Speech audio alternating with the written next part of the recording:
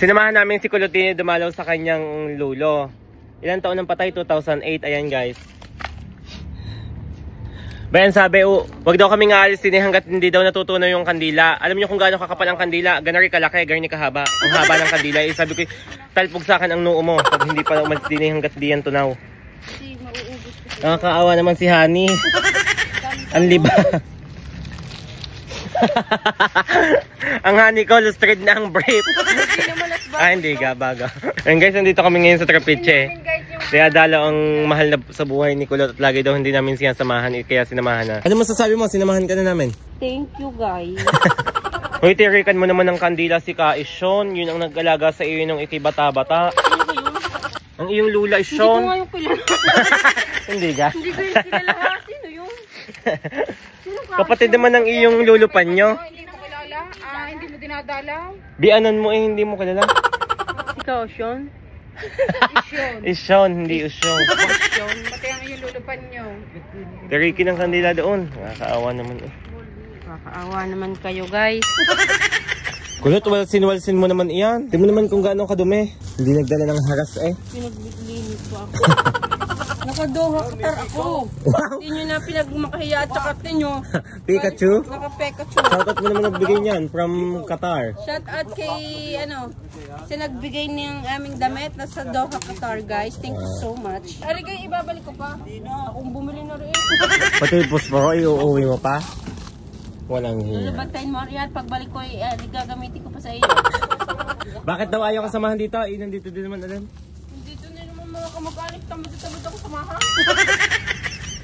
May lapid daw sila lang daw ang mayaman at ang katabi wala. Sulat kamay. Okay, sa kamorya pa.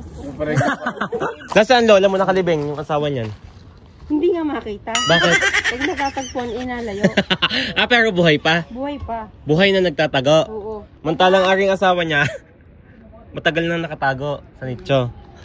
Pag nalalaman kung nasa saan, ang kaluluwa ay katal na pag-alis. Ba't nagtatago? Hindi ko alam, parang ayaw niya makita ng mga anak niya. Aswang ba ang mga anak niya? Nainip ka kaya? Beshi, bumili ka pa naman kandila doon. Hindi pa daw sila naiinip eh. Si Kulot nagpapaiwan na din at naiinip daw mga kasamahan. Sabi ko, bumili ka pa ng 5 kandila. Itulos mong lahat kahit gaano kalalaki. At ikihiintay na. Lakad na kayo. Pupunta akong bayan. Ang arte, nagtatama. Susunod kami kay Tito Ard. So guys, nandinin na din naman kami. Dumalaw kami dahil 40 days ng Amani Call Center. Idadalawin ko na din si Papa. Si Papa Rooming. Hindi ko alam kung tama ang pinasukan kong libingan, kung diningaga. Anong pangalan? Iyon, si Papa, hindi ko na naabutan yon dahil maaga na mayapa. Ko, Diyos ko, ang dami pang bato-bato. Diniga yun. Nasa ilalim yun eh. Ano ang pangalan nun? Remigio? Remigio? Remigio? Ano ang pangalan? Teka lang nga, hahanapin ko lang. Kulot! Nawawala si Papa! Lumipat yata ng kanyang nicho. Siguro nainip din si Papa kaya lumipat muna ng ibang libingan. Nawala, hindi ko pa din nakikita kung nasaan. Ang tanda ko din sa may Alateris na RA. Baka sa kabila, tingnan ko nga sa kabila. Diyos ko naman. Ngayon patuloy ko kung pinaghahanap kung nasaan ang labi ni Papa. Diyos ko, nag-iisa akong naggagala din. Ayoko din nakakatakot. Mamaya may taong loko. Nawala ang labi ni. Nawala si Papa sa libingan niya. Diyos ko, Papa, sa wakas. Nakita ko din kung saan ka naka-destino.